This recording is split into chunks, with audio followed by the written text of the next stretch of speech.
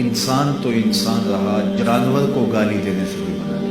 یہ شریعت اسلامیہ کا مزاج ہے۔ ہم لازم سمجھ لیتے ہیں مخالف کے لیے جو ہمارے دل میں آئے، جو ہماری زبان پہ آئے، ہم کہہ ڈالیں۔ دشمنی کے بھی آداب ہیں، اسلام نے جنگ کے بھی آداب رکھے، تو اس سے اس کو جو نقصان ہوگا وہ تو ہوگا ہی، اپنے آپ کو آپ برباد کریں گے۔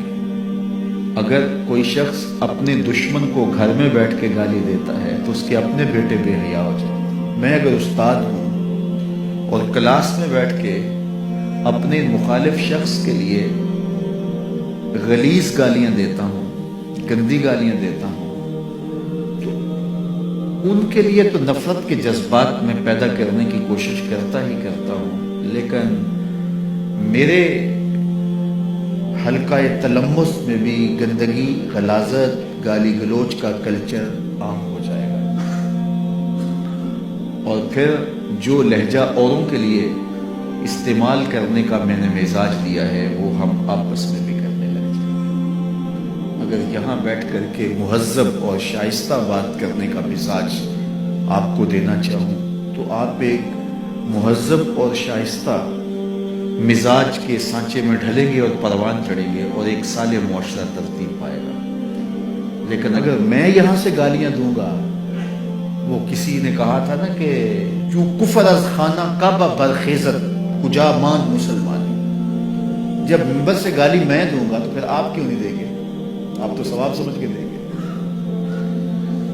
تو کسی معاشرے کے اندر جو بے حیائی پھیلنے کے اسباب ہیں ان میں سے ایک فحش کلام ہے، گالی گلوچ ہے، سب و شتم ہے، اس سے معاشرے کے اندر بدی پھیلتی ہے اور برائی پھیلتی ہے۔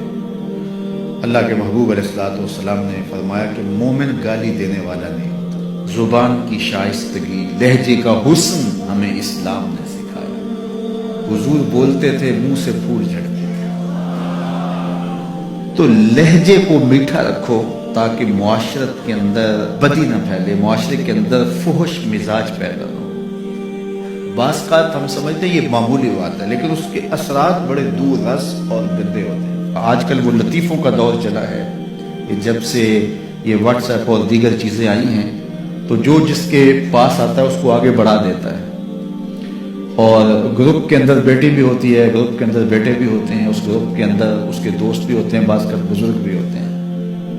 تو ہر چیز ہر ایک کو بھیجنے والی نہیں ہوتی ہے۔ تو اس سے کیا ہوتا ہے کہ وہ چیزیں جو میاں بیوی کے مابین گفتگو والی تھی وہ بھی بیٹی کے سامنے جو ہے وہ گفتگو ہو رہی ہے۔ جو چیزیں بیٹے اور بیٹی کے درمیان کرنے والی نہیں تھی، صرف بیٹوں سے کرنے والی ہے، وہ بھی بیٹی کے سامنے ہو رہی ہے۔ ماں اور بیٹی کی جو کرنے والی باتیں تھی وہ بھی بیٹوں کے سامنے ہو رہی ہے۔ تو معاشرہ جو ہے وہ حیا کے جوہر سے خالی ہو گیا ہے۔ گالی تو دور کی بات ہے، جب لفظ برہنہ ہوتے ہیں تو اس سے معاشرے کے اندر گندگی پھیلتی ہے۔ کسی زمانے میں جب کوئی ایسا ماجرا ہوتا تو اخبار میں خبر چھپتی تھی کہ فلاں جگہ پر ایک مرد اور ایک خاتون یا ایک لڑکا اور ایک لڑکی قابل اعتراض حالت میں پائے گئے، بس اتنی خبر ہوتی تھی، قابل اعتراض حالت میں پائے گئے۔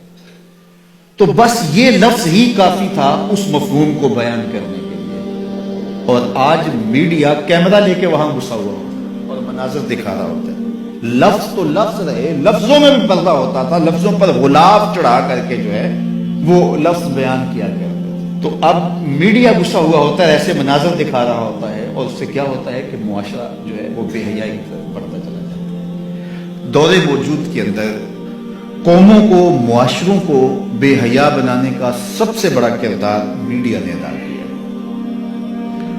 الیکٹرانک میڈیا سے پھر آگے سوشل میڈیا نے اس کردار کو مزید زیادہ ادا کیا، اور اس کا نتیجہ کیا ہوا کہ وہ حیا کا جوہر جو مومن کی زندگی کا اجالا تھا، جو مومن کی زندگی کا نور تھا، آج وہ حیا باقی نہیں رہا۔